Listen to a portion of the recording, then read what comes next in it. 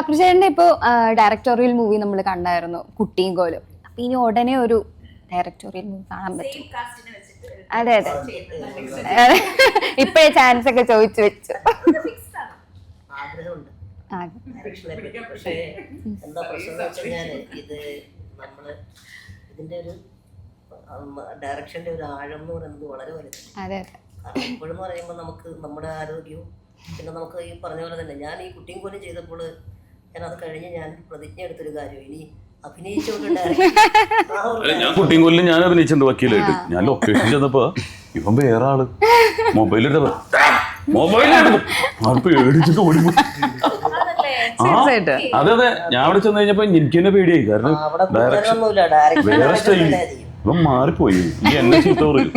അല്ല അതെന്താണെന്നറിയോ, പലരും പറഞ്ഞിട്ടുണ്ട് ഈ എന്റെ പടത്തില് വേഷം അഭിനയിക്കാൻ വേണ്ടി വരുമ്പോഴേ അപ്പൊ പക്കുവിന്റെ ഒരു സെറ്റ് ഇങ്ങനെ ആയിരിക്കും എന്നൊക്കെ വെച്ചിട്ട് വളരെ കൂളായിട്ടൊക്കെ അടിച്ചു. പക്ഷെ അവിടെ വരുമ്പോ ഭയങ്കര സൈലൻസും വളരെ സീരിയസ് ആയിട്ടുള്ള ഷൂട്ടിങ്.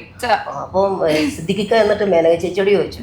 അന്നേരം പറഞ്ഞു ഇതാണ് ഇവിടുത്തെ ഒരു സംഗതി എന്ന് പറഞ്ഞിട്ട് പെട്ടെന്ന് തന്നെ നമ്മുടെ ഈ സെറ്റുമായിട്ട് സിദ്ദിഖിക്ക ഭയങ്കരമായിട്ട് അത് കഴിഞ്ഞ എൻ്റെ അടുത്ത് എന്നോട് പറഞ്ഞു എനിക്കൊരു ഷെയ്ക്കൻ്റെ ഒക്കെ തന്നു. അതുപോലെ ഒരു കമന്റ് കുട്ടേട്ടൻ പറഞ്ഞു. ആ കുട്ടേട്ടൻ വന്നിട്ട് പറഞ്ഞു അവൻ ഭയങ്കര പേടിപ്പിക്കലാണ് അവിടെ. കുട്ടേട്ടൻ പറഞ്ഞു അല്ല പേടിപ്പിക്കലല്ലോ കേട്ടോ, ഡയറക്ഷൻ അങ്ങനെയല്ലല്ലോ. നമ്മൾ ചെയ്യുന്ന ജോലി നമ്മൾ കൃത്യമായിട്ട് അങ്ങനെ ചെയ്യുന്നതിന്റെ ഭാഗമായിട്ടാണ്.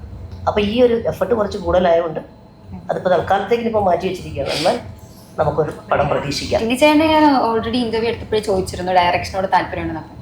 പറ്റത്തില്ല നമ്മേ പറഞ്ഞ കാര്യം. അല്ല ടിനിക്ക് ക്രിയേറ്റീവായിട്ടുള്ള കാര്യങ്ങൾ ചെയ്യുന്നതിനോട് കൂടുതൽ താല്പര്യം. ഇതിനു മുമ്പ് ടിനി ഒരു സ്ക്രിപ്റ്റ് കൊണ്ടുവന്നു എന്നോട് ചെയ്യാവും ഡയറക്റ്റ് ചെയ്യാവുന്ന ചോദിച്ചു. പക്ഷെ എന്തുകൊണ്ടാണ് നമുക്ക് ആ പ്രൊജക്ട്സ് ഒന്നും നടന്നില്ല, മാറിപ്പോയി.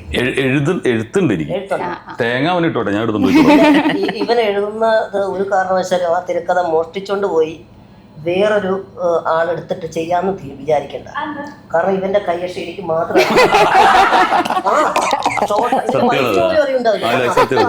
കാക്കര വീക്കിൽ ഇതുപോലെ ഇവൻ ഇങ്ങനത്തെ തെന്നിച്ചൊക്കെ പായൊക്കെ വേറെ വഴിക്ക് പോകുന്നുണ്ട്.